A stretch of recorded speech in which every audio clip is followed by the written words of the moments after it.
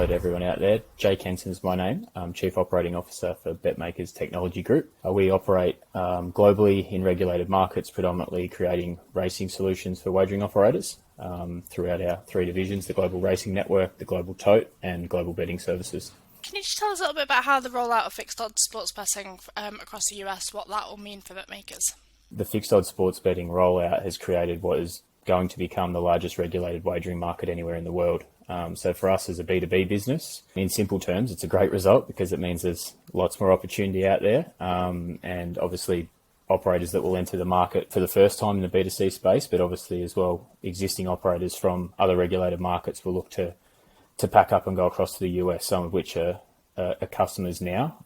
From a macro level, I think it'll probably mean that we see those larger operators get a chance to flex their scale a little bit more because of the size of the market. As I said, it will end up being the largest regulated market in the world for now. So that opportunity is obviously huge. And for us, more specifically, it'll be exciting to work with some of those partners that we work with in the UK and the Australian market, and obviously be able to piggyback those solutions into the US and hopefully help them there.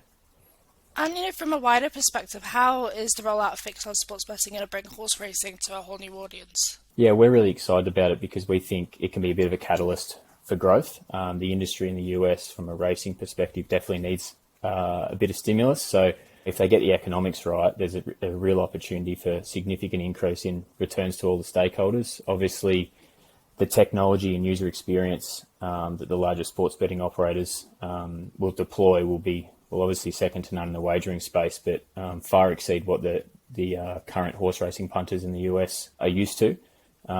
Things like promotional spend and product innovation, and I would say a lot more curated content for punters. So if you like betting at Aqueduct and Belmont, then expect that you'll get promotions in that field, and the bigger guys will really obviously leverage off what they've done in other markets with racing and curate a product that will be popular in the States over time. And for racing, I think, if you look at DraftKings and FanDuel, they would both have monthly active users into the millions. For racing to be able to tap into millions of new potential punters and people who will absorb the sport is obviously a huge opportunity. And I guess now the onus is on the industry to come up with a way in which they can get their product on the shelf and work with all the moving parts of horsemen and regulators and operators to get an equitable model. And if that's in place, then I see no reason why it can't become a major sport in the mix of revenue for the sports books.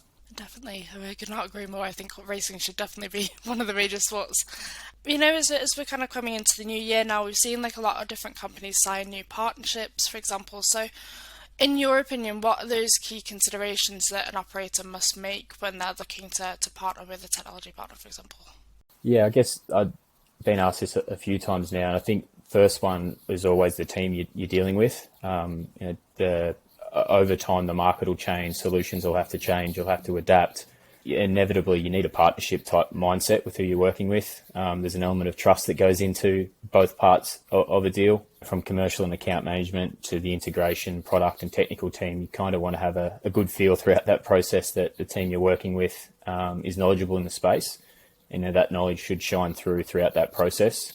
I think from a wagering perspective, and that the industry in general, it's become a game of integrations and dev pipelines, and it's a gain or pain point. You either surge ahead with the right one or you create a lot of problems with the wrong one.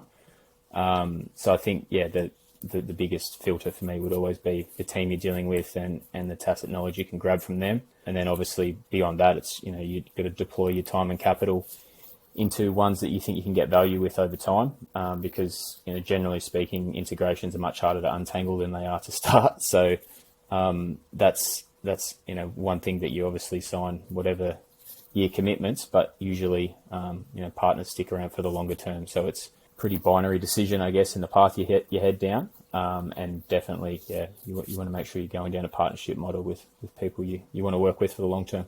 Just over 3 weeks into January now, can you give us a little sneak peek into your plans for the US market in 2022? Timing's good. We obviously released in the last 48 hours some information to the market around the New Jersey market, now playing with Monmouth Park and the horsemen there. So I'd encourage everyone to read that information that's out, and obviously we'll share it alongside this. The general theme for us is obviously with the global tote business, we want to keep investing in that. We want to invest in the technology that sits along our ADW and digital betting platform network. And then there's probably a few other initiatives around race sponsorship, improvement of on-track facilities and other industry sort of initiatives, one of which we've got the big screen at Monmouth Park that we're excited to roll out this season, and lots of new things that we hope can sort of reinvigorate the space a little bit and set our partners up, I guess, for long-term success. So that's probably the most exciting thing. And then obviously we've got our Betline terminals that we want to roll out to existing partners, which is basically a new hardware system and software that sits on top of that will go across racetracks and outlets and ADWs, OTBs. It sounds like you've got some pretty big plans. Yeah, no, it'll be an exciting year. Hopefully, COVID permitting, we can be in the States a little bit more to partake in the launch of a few of those products. But yeah, fingers crossed. Of course, we'll keep us updated. That wraps up the questions I have for you. Is there anything that you would like to add? The key takeaways for us is obviously we want to focus on growth and extracting more revenue for stakeholders in the market. So everything you see, I guess, from BetMakers in the US will be around that. So lots of new technology, lots of new hardware, and hopefully shaking things up a little bit more.